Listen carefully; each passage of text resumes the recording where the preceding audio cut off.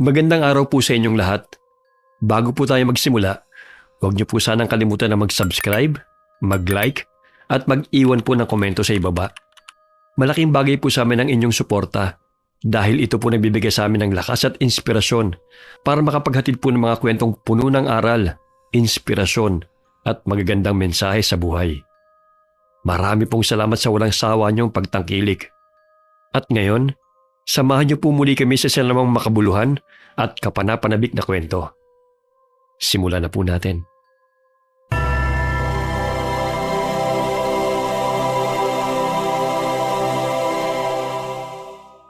Tahimik ang buong mansyon ni Clara sa kalagitnaan ng gabi.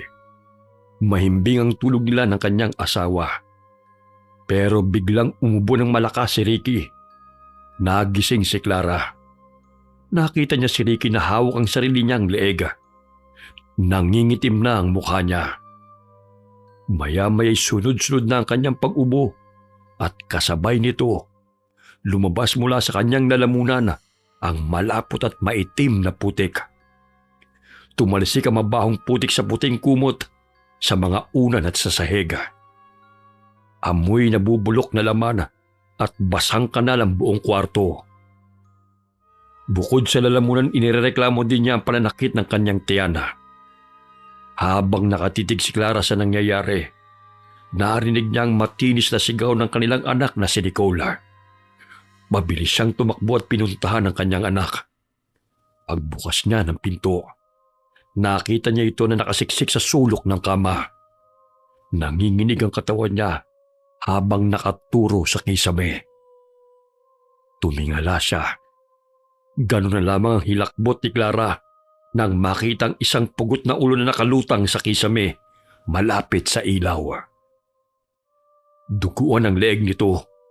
Tumutulo ang dugo mula sa mga naputol na ugat papunta sa sahig. Direktang bumabagsak sa mga laruan ng bata. Mabilis niyang nilapitan ang anak at niyakap ng mahigpit. At doon ay mas nakita niya kung paano pandilatan ng ulo ang kanyang anak. Samantala'y pumasok si Ricky sa kwarto habang patuloy na iniinda ang sakit. Clara, ano nangyayari? Bakit sumisigaw ang anak natin? Ricky, yung nasa itaas. Tingnan mo. Ulong pugot? Diyos ko, bakit may ganyan? Hindi ko alam. Ricky, kanina pa siya nakatingin sa anak natin. Ha? Tingnan mo mga mata niya. Galit na galit. Nalilisik. Hindi. Demonyo! Demonyo yan! Umalis ka rito! Hindi yan nakikinig. Anong gagawin natin? Tulungan mo kami, Ricky. Hindi ko kaya. Alang hihina ako. Tsaka, ang sakit ng tiyan ko, Clara. Halika rito. Tulungan mo ako, please. Sandali lang. Anak, lalapitan ko lang si Daddy, ha? Kawawa ang Daddy. Wag, Mami! Huwag mo akong iwan! Natatakot ako! Kukunin daw niya ako! Clara, hindi ako makagalaw. Mabigat ang mga paa ko. Diyos ko, sakit. Ang tiyan ko. Sandali lang! Diyos ko, ano ba itong nangyayari? Ano gagawin ko? Si Nicole, ayaw din kumilos. Buhatin mo. Lumapit kayo sa akin tapos tumawag ka ng ambulansya o kaya gisingin mo si Ma'am Bert. Si Ma'am Bert. Daddy, sabi ng ulo, huwag daw po akong gagalaw. Kasi bababa daw po siya kakagatin niya ako. Huwag kang makinig sa kanya, Nicole.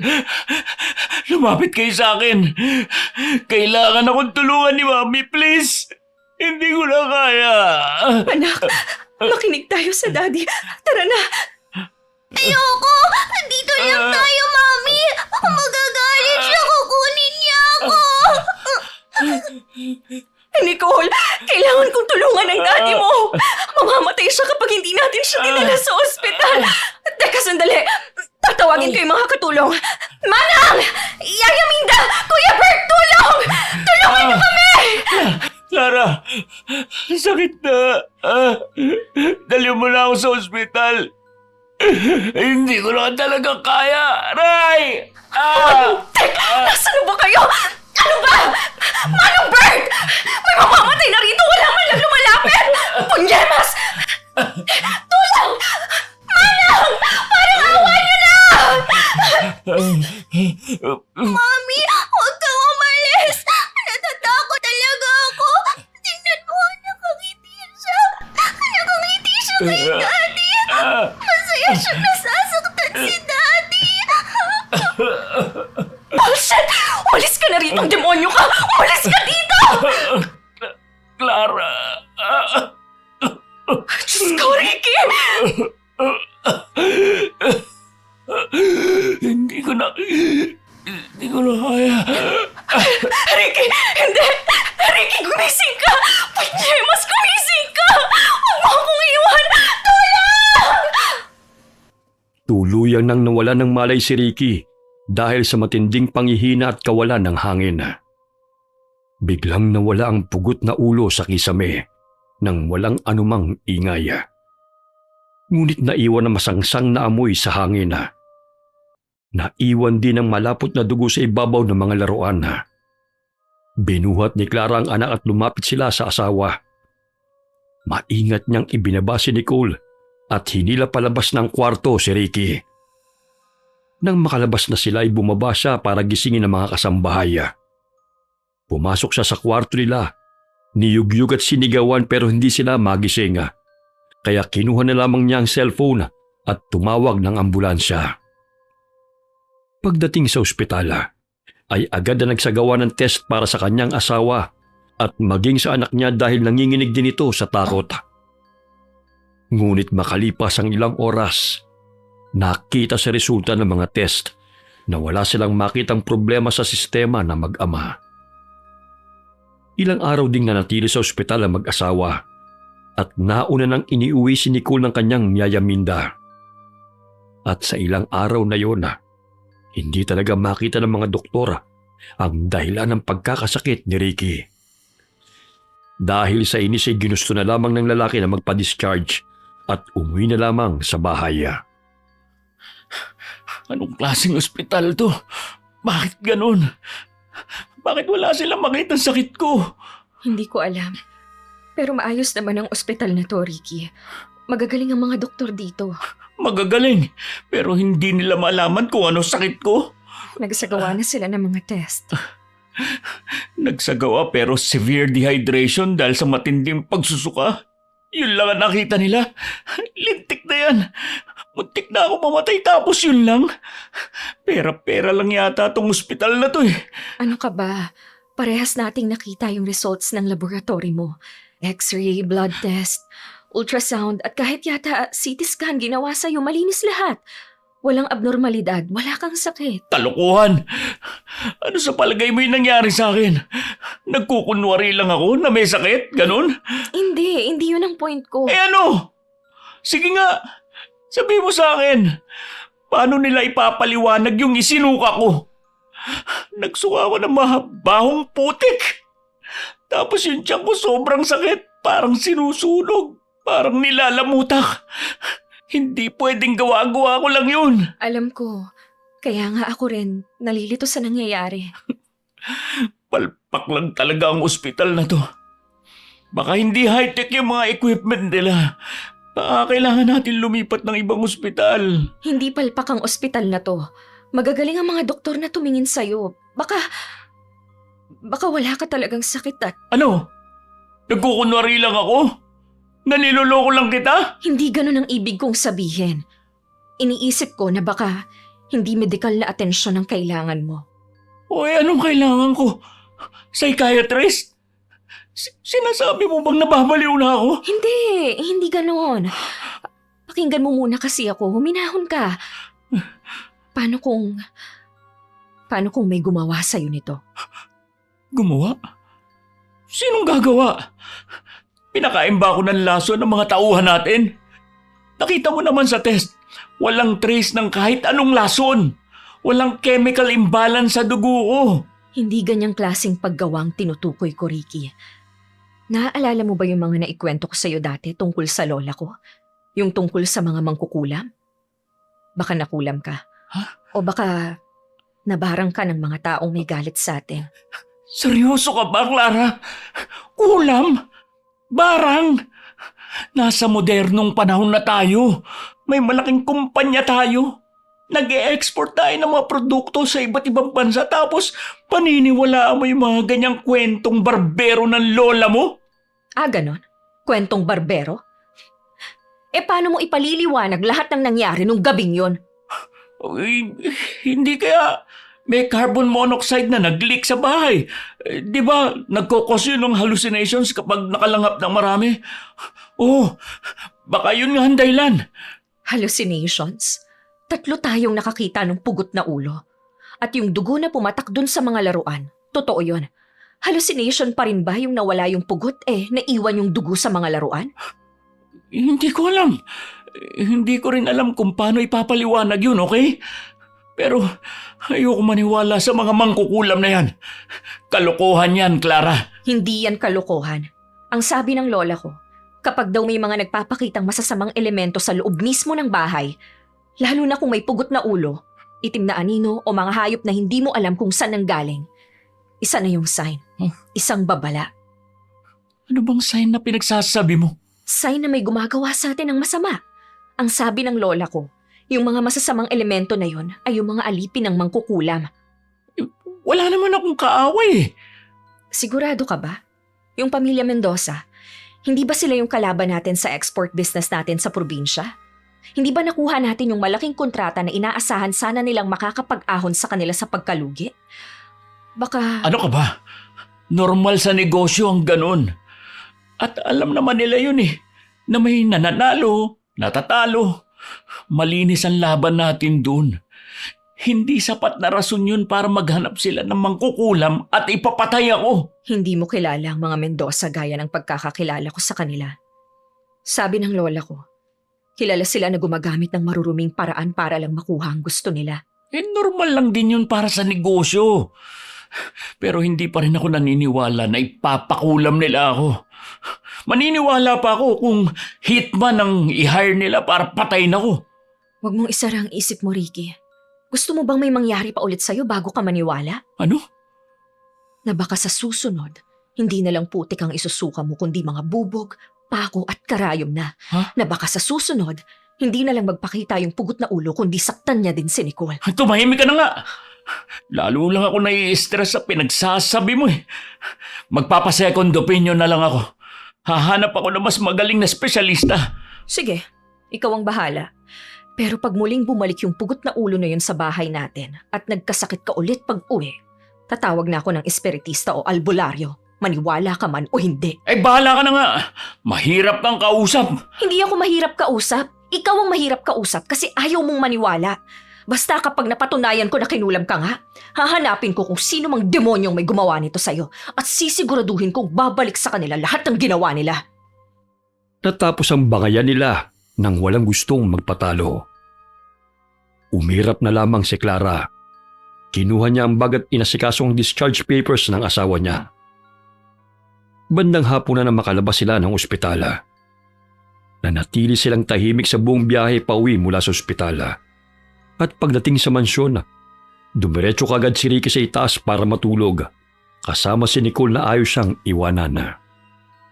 Pero hindi mapakali si Clara. Hindi siya pumanik sa kwarto nila. Sa halip pumasok siya sa home office niya. Binuksan niya ang ilaw. Lumapit siya sa filing cabinet at hinatak ang pinakababang drawer. Nagkalkal siya sa ilalim ng mga patong-patong na tax records at lumang bank statements. Hinahanap niya ang mga naiwang dokumento ng lola niya. Ilang minuto pang lumipas bago niya nahugot ang mga lumang kasulatan at kontrata ng dekada 70. Ito yung panahon na kasosyo pa nila ang pamilya Mendoza bago sila tuluyang naghiwalay at naging magkakompetensya. Naupo si Clara at sinimulang basahin ang mga ito. Pero maya-maya'y pumasok si Yaya Minda. Ma'am Clara, pasensya na po sa istorbo ha. Gusto ko lang po sana kayong kumustahin. Okay lang naman ako, Yaya Minda. Si Nicole, kumusta? Ayos naman po siya. Wala naman po siyang nararamdaman. Kaso, may isa lang pong problema, ma'am. Anong problema? Hindi po nagiging maganda yung tulog niya. Madalas po kasi siyang managinip ng masama. Yun bang bigla na lang siyang nagigising. Sumisigaw at takot na takot. Binabangungot siya? Opo. Puro masasamang panaginip ang nararanasan niya nitong mga nakaraang araw. Nag-aalala na nga po ako. Ma'am, naniniwala ba kayo sa barang? Bakit mo tinatanong yan, Yaya? Nakita ko po kasi yung mga kalat sa kwarto niyo saka dun sa kwarto ni Nicole. Nakakasulasok po yung amoy.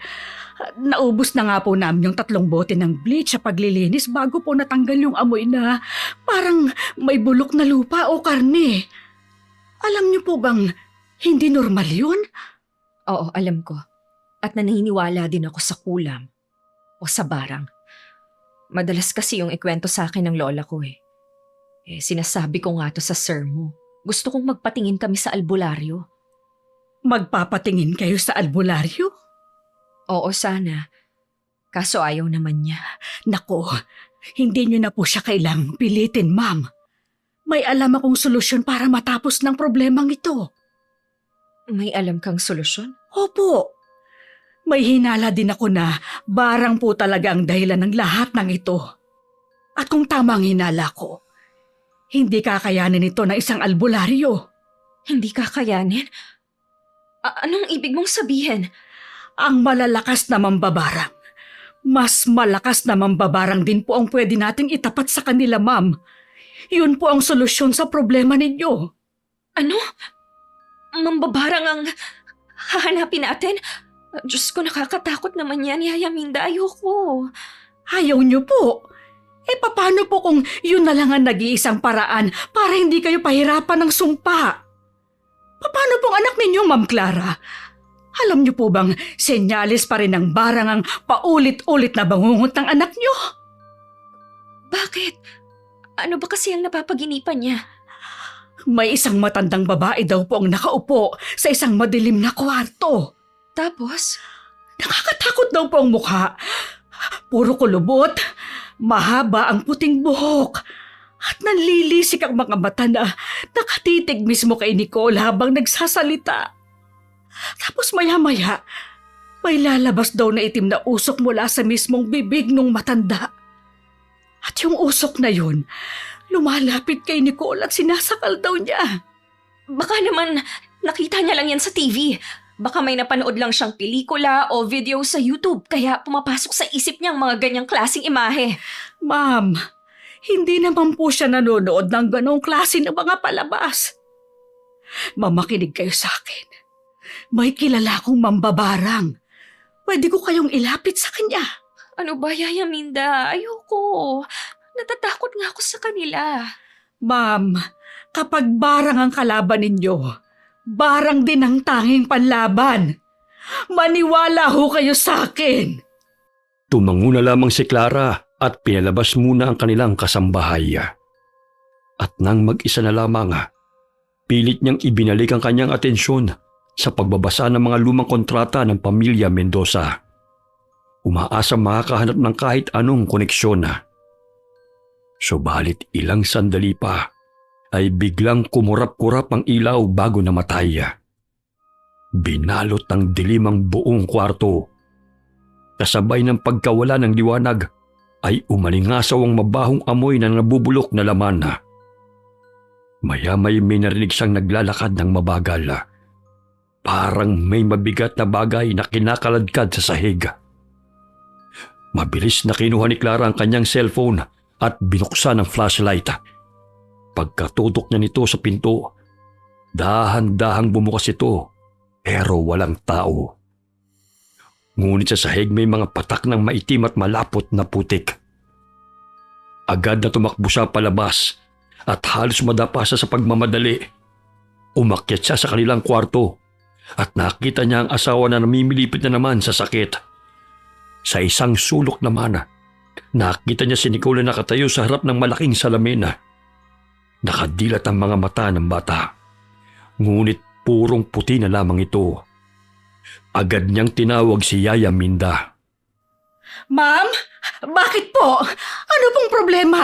Bakit kayo sumisigaw? Yaya Minda, mabuti at umakyat ka kaagad. Tingnan mo si Ricky. Namimilipit na naman sa sakit. At si Nicole. Ay, Diyos ko, tingnan mo ang anak ko. Sinasabihan yata ng masamang espiritu. Tulungan mo ako! Tulungan mo ako! Ma'am Clara, uminahon po kayo. Tignan niyo po ng maigi ang asawa at anak ninyo. Mahimbing naman po ang tulog nila. Wala pong nangyayaring masama. Oo nga, no. Teka, ano bang nangyayari? Hindi, Yaya Minda. Sigurado ako sa mga nakita ko. Ano ba nangyayari? Ang ingay niyo naman. Anong oras na ba? Ay, 5:30 na po, sir. Ano? Sigurado ka ba, Yaya? Bakit kanina ang dilim-dilim ng buong bahay? Akala ko gabi na. Hapon pa lang po, ma'am. Okay lang po ba kayo? Hindi! Hindi ako okay!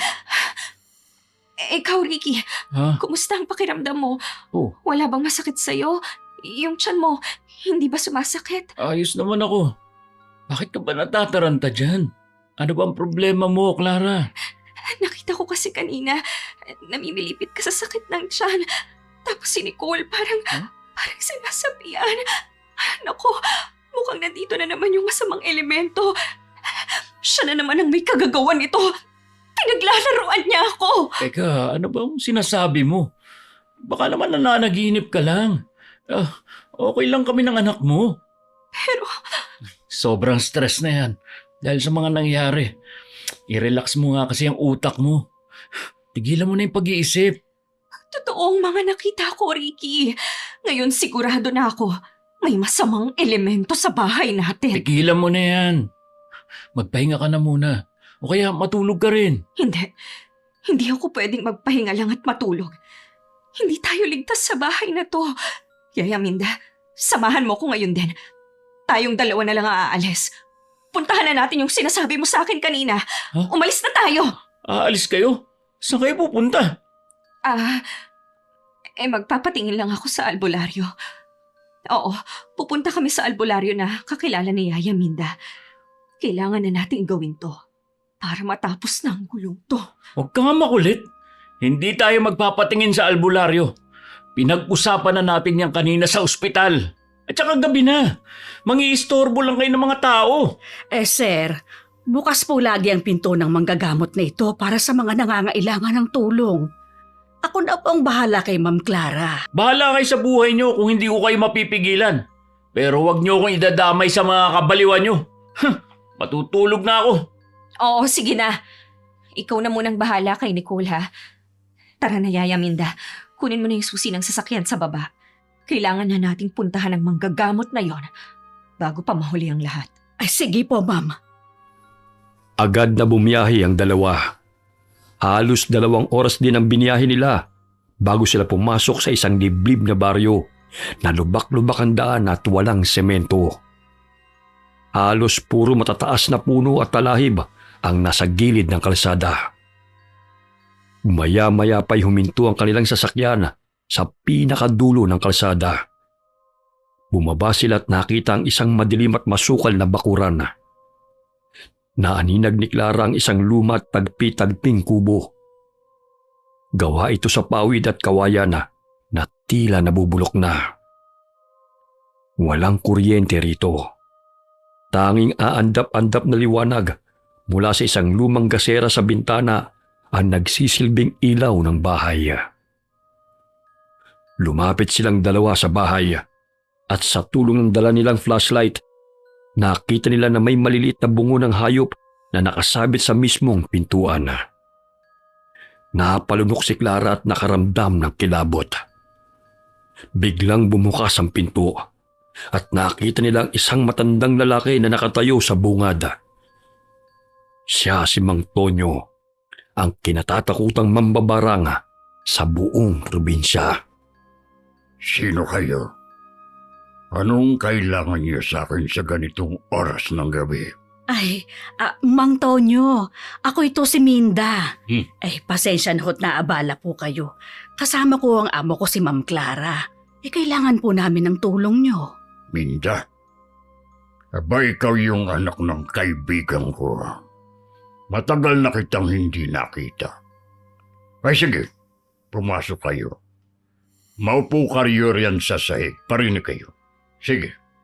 Ay, salamat po. O ngayon, ano bang tulong ang kailangan nyo? May hinala po kasi akong binabarang ang pamilya nila. Ganun ba? O sige, akin na ang kamay mo, Clara. Bakit po? Huwag ka na magtanong. Ipatong mo ang kamay mo rito sa kamay ko para malaman natin ng totoo kung nabarang ka o hindi. Sige po. Heto po. Iba ang init ng palad mo. At may naaamoy din akong amoy bulok na lupa. At may nararamdaman akong isang malakas na puwersa. Sabi ko na tama ang hinala ko. Meron, di ba? Meron nga. May isang napakalakas na itim na mahika ang nakabalot sa iyo, Iha. May gumagawa nga sa inyo ng masama. Pero hindi ko matukoy kung ano. Barang yan. Sigurado ko. May nakikita kong isang pugot na ulo. Saka isang di nakikitang elemento na nakabantay sa iyo. Paano niyo po nalaman? Nararamdaman ko sila. At nakikita saglit sa aking pananaw, Iha. Kaya lang, mukhang masyadong malakas ang kalaban natin. May malakas na ritual akong nararamdaman. Hindi mo ba matutukoy kung sinong may gawa nito sa amin? Hindi ko makita. Mahusay ang gumawa nito sa inyo. Pero may pinaghihinalaang ka ba na pwedeng gumawa nito? Meron. Yung pamilya Mendoza. Sila lang naman ang matinding karibal namin sa negosyo. Alam mo, para malabanan natin ang barang, kailangan kilala natin kung sino ang may gawa nito sa inyo. Kaso, hindi ko talaga matukoy. Malabo, magaling magtago. Pero kung sigurado ka naman na sila ang may gawa nito, pwede namang sila ang bigyan natin ng sumpa. Isusumpa mo sila kahit hindi ka sigurado na sila ang may gawa nito? Yun ay kung gusto mo lang naman. Kung ayaw mo, hindi ko naman gagawin. Anong mangyayari kung ayaw ko? Magpapatuloy ang sumpa sa pamilya mo, Iha. Hindi. Hindi pwede yun. Kung ganun ay, barangin nyo na sila. Ibalik nyo sa kanila kung anong ibinigay nila sa amin. Gusto kong maramdaman nilang lahat ng sakit. Kung ganon, ibigay mo sa akin ang buong pangalan nilang lahat. Ako na ang bahala. Sisiguruhin kong matitikman nila ang bagsik ng aking mga alaga. Kapag nakontra natin ang barang nila, kusa nang mawawala ang lahat ng pinagdadaanan ninyo. Kaya lang, may problema pa tayo, Mrs. Problema? Anong problema? Pera ba? Babayaran ko kahit magkano, Mang Tonyo. Sabihin nyo lang ang presyo. Hindi. Hindi pera ang sinasabi ko. Gusto ko lang sabihin na kamatayan lang ang nag-iisang remedyo para mas mapabilis ang paggaling ninyo. Ano pong ibig niyong sabihin? Papatayin niyo sila? Kikitilin niyo ang buhay ng mga Mendoza gamit ang kapangyarihan niyo? Hindi, mali ka, Iha. Papatayin mo sila. Ako? Bakit ako? Ikaw ang magbibigay ng basbas. Ikaw ang mag-uutos sa akin na kunin ang mga buhay nila. Buhay kapalit ng buhay. Dugo kapalit ng dugo. Kapag pumayag ka, mamamatay silang lahat at mabubuhay ng normal ang pamilya mo. Aakuin ng kaluluwa mo ang kasalanan ng pagpatay. Dala-dala mo ang bigat ng buhay nila hanggang sa huling hininga mo. Hindi. Ba't naman ganon? Hindi ba pwedeng sakit lang ang ibigay mo? Babalik pa din sa iyo ang sumpa ng barang kapag hindi ka pumayag na patayin sila. Pero hindi kaya ng konsensya ko. Ang gusto ko, magpaparusa lang tayo. Pero hindi tayo papatay. Hindi ako mamamatay tao. Ay, Ma'am Clara, hindi niyo po alam kung gaano kasama ang balik ng barang. Pwede kayong mamatay lahat. Yaya Minda, kasalanan sa Diyos ang pumatay. Hindi ko kayang dalhin sa konsensya ko ang kamatayan ng buong pamilya Mendoza. Kahit pa sila ang may gawa nito sa amin, ayokong maging mamamatay tao. Hindi ganyan ang pagpapalaki sa akin ng mga magulang ko. Pero ma'am, kung yun na lang po talagang tanging makapagpapagaling kina Sir at Nicole, ay pumayag na kayo. Tanggapin yun ang kondisyon ni Mang Tonyo. Ay total, kasalanan din naman nila yun eh. Sila ang naunang gumawa ng masama sa inyo. Sila ang nagpadala ng demonyo sa loob ng sarili ninyong pamamahay. Pero Ano, Ma'am Clara? Hayaan niyo na lang ba na may mamatay sa inyo? Mamili kayo, Ma'am. Buhay niyo o buhay ng mga kalaban niyo? hindi ko alam. Nalilito ko. Natatakot ako yan. Wala na tayong oras. Kailangan mo nang magdesisyon bago mahuli ang lahat. Sa huli pumayag din si Clara. Bunso dito ng patuloy na pag-uudyok ni Yaya Minda at Mang Tonyo at sa matinding pagkadesperada niya na mailigtas ang kanyang pamilya. Ilang araw ang nakalipas. Isang tawag ang natanggap niya mula sa isang kaibigan. Binalita nito na namatay na ang mag-asawang Mendoza dahil sa isang car accident. At makalipas lamang ang 2 linggo, sumunod ang panganay na anak nila dahil inatake raw sa puso. Sumunod na binawian ng buhay ang kanilang lolo at ang bunsong anak ng biglaan. At kasabay ng pagkamatay ng huling miyembro ng pamilya Mendoza, tuluyang gumaling si Ricky. Naging masiglang bata na ulit si Nicola. Wala na rin nagpaparamdam ng anuman sa bahay ni Clara. Dahil sa mga nangyari, ay napatunayan ni Clara na tama ang mambabarang. Kamatayin lang talaga ng kalaban ang tanging solusyon. Ano, Ma'am Clara, naniniwala ka na ba sa akin? Ay, sabi ko naman sa'yo, di ba? Barang lang ang kayang tumapat sa barang. Oo nga. At dahil dyan, gusto kong magpasalamat sa'yo. Utang namin ang buhay namin sa'yo, Yaya Minda. Maraming salamat. Wala po yun, Ma'am Clara. Ay, sige po. Pupunta muna ako sa kusina. Tutulong akong magluto doon ng isang masarap na hapunan. Dapat po tayong mag-celebrate, Ma'am. O sige. O heto ang pera. Bonus yan para sa inyong lahat. Nako, maraming salamat po. Ay, ang bait niyo po talaga, Ma'am. Matapos umalis ni Yaya Minda, ay tumayo at tumingin sa labas ng bintana si Clara. Pinagmasdan niya ang bakuran sa labas. Iniisip niya ang lahat ng kanyang ginawa. May kurot ng konsensya siyang naramdaman na, pero inisip na lamang niyang ginawa lamang niya yun para sa kaligtasan ng kanyang pamilya. Ngunit ang hindi alam ni Clara, nagsisimula pa lamang ang totoong sumpa ng paniningil. Isang madaling araw, muling nabasag ang katahimikan ng mansyon ng isang malakas na sigaw ni Nicole. Agad na bumangon si Clara at Ricky. Tumakbo sila ng mabilis papunta sa kwarto ng anak. Pagdating nila sa pinto, hindi nila ito mabuksan. Pinihit ni Ricky ang doorknob ng paulit-ulit pero hindi man lamang ito gumagalaw. Naririnig nilang malakas na palahaw ng kanilang anak. Daddy! Mami! Tulong! Yung pugot na ulo! Nandito na naman yung pugot na ulo! Anak! Anak! Buksan mo ang pinto! Hindi, Daddy! Nandiyan siya sa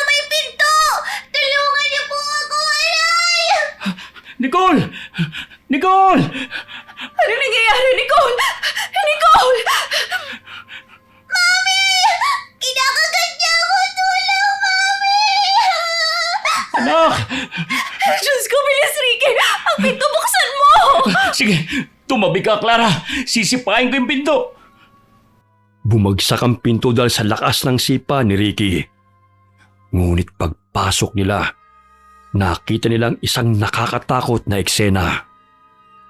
Puno ng itim, malapot at bumubulang putik ang buong kisame at dingding ng kwarto. Gumagapang ang daan-daang maiitim na uod at malalaking gagamba sa sahig, sa kama at sa mga pader. Nasa gitna ng kama si Nicola. Nakalutang ang katawan ng bata. Kalahating metro mula sa kutsyon. Umiikot ang mga mata ni Nicola hanggang sa pumuti ang lahat ng ito. Bumubula ang kanyang bibig at lumalabas ang itim na putik mula sa kanyang ilong at tenga. Napalilibutan siya ng hindi lamang isa, kundi dose-dose ng mga pugot na ulo na nakalutang sa ere. Nagsasalita ang mga ulo ng sabay-sabay, nagbubulungan ng mga sumpang walang boses. Uminit ang buong kwarto. Umalingasaw ang napakatapang na amoy ng asupre at sunog na laman. Hindi maaari ito! Umalis kayo! Pabayaan niyo ang anak ko! Clara! Yung nalalamunan ko! Hindi ako makahinga! Ricky, ano nangyayari sa'yo? Diyos ko! Ano to? Tulong! Tulungan niyo ako! Halos maglupasay sa takot si Clara nang makita ang asawang si Ricky. Nakaluhod ito sa sahig at mahigpit na nakahawak sa sariling leeg. Pagkabitaw niya, bigla siyang sumuka ng maitim na putik na may kasamang mga buhay at nag-uunahang insekto. Ang sumpang naranasan nila bago pa man niya ipabarang ang mga Mendoza ay bumalik.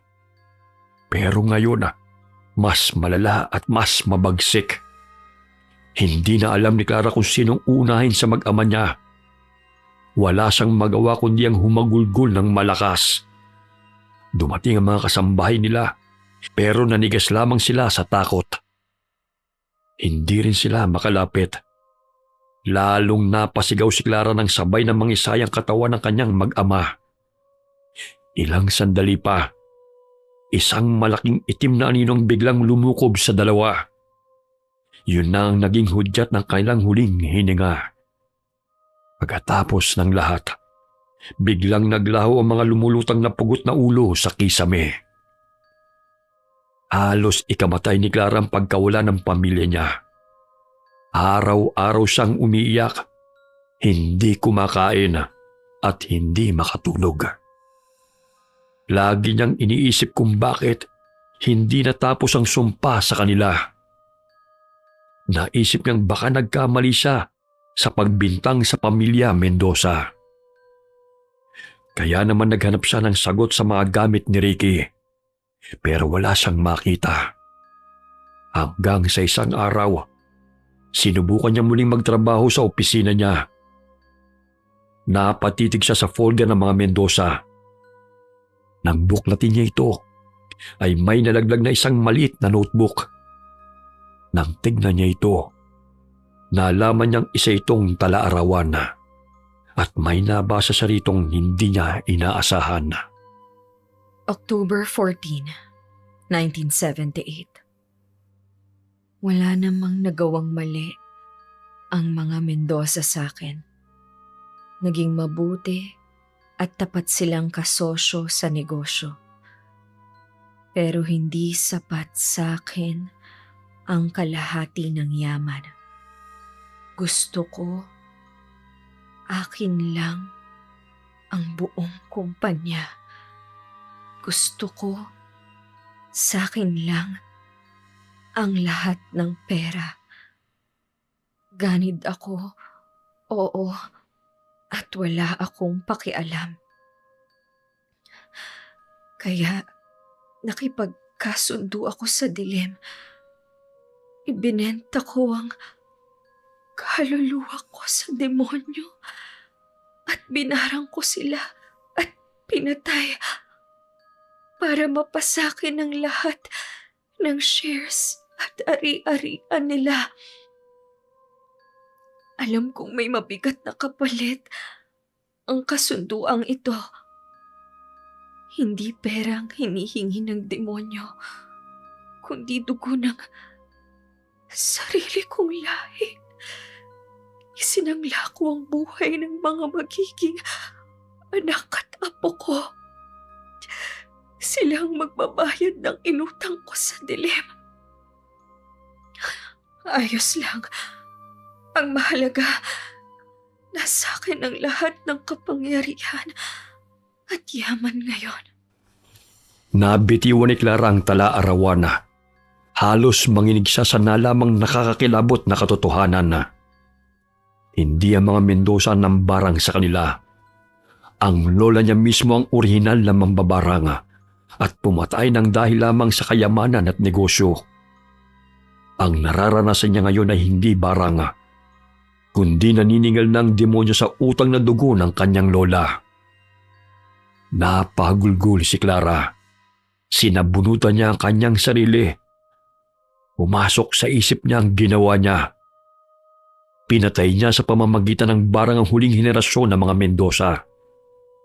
Pinatay niya ang inosenteng pamilya na biktima lamang din ng kasakiman ng kanyang lola. Dahil sa ginawa niya, lalo lamang niyang naibenta ang kaluluwa ng kanyang sariling pamilya sa demonyo bilang kabayaran sa panibagong kasamaan. Panginoon, patawarin niyo ako. Diyos ko, patawad. Nagkasala ako ng napakalaki sa iyo at sa kapwa ko. Pumatay ako ng mga inosente. Ang sama-sama ko.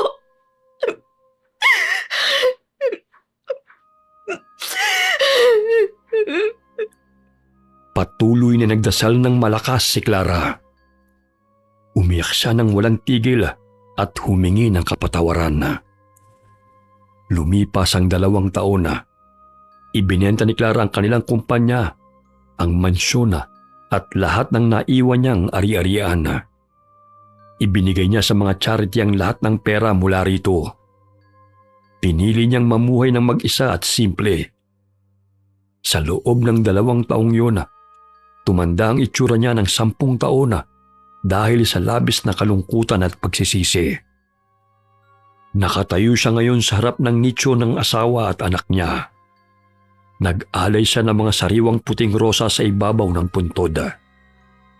Pagkatapos magdasal, naglakad siya papunta sa kabilang bahagi ng sementeryo. Huminto siya sa harap ng isang moseleo. Nakaukit sa semento ang pangalang Mendoza family. Wala nang nag-aasikaso sa paligid nito, kaya tinubuan na ng makakapal na damo. Dahil sa maling desisyon niya noon, ipinangako ni Clara na siya na ang mag-aalaga sa puntod nila. Sinimulan niyang linisin ang bakura ng moseleo. Umupo si Clara sa damuhana at taimtim na nagdasala para sa mga kaluluwa ng pamilyang walang awa niyang ipinabarang. Batid niyang walang kapatawaran ang ginawa niya at hindi niya na kailanman mababago ang nakaraan. Kaya naman araw-araw namumuhay si Clara na bitbit ang malagim na aral na ang kasamaan ay hindi may tatama ng panibagong kasamaan at ang dugo ay hindi pwedeng hugasan ng dugo. Dahil dito'y patuloy siyang humihingi ng tawad sa Diyos at sa mga Mendoza hanggang sa tuluyan siyang bawian ng sarili niyang hininga. Wakas. Alright, kung nagustuhan niyo po ang kwento namin ngayon, sana po huwag niyong kalimutan na mag-subscribe, mag-like, at mag-iwan po ng comment. Huwag niyo rin po sanang kalimutan na suportahan ang bagong channel ni Miss Gwen, ang Gwen Stories. Ganoon din po ang Kuya Louie Horror Stories, na special guest po namin ngayon. Malaking tulong po ang suporta niyo para magpatuloy po ang aming mga channels. Muli po, Marami pong salamat sa inyong lahat and God bless all of you. Hindi pwedeng gawag ulahari yung gingari. May malaking kuman. Ma'am Clara, pasensya na po sa istorbo ha. Gusto ko lang po sana kayong kumustahin. Sorry po. Nasa na ako? Ando na ako sa upo, tumalon. Okay po. Dala-dala mo ang bigat ng buhay hanggang sa huling hininga mo. Hindi! Ba't naman? Ay, mali. Nayan sa...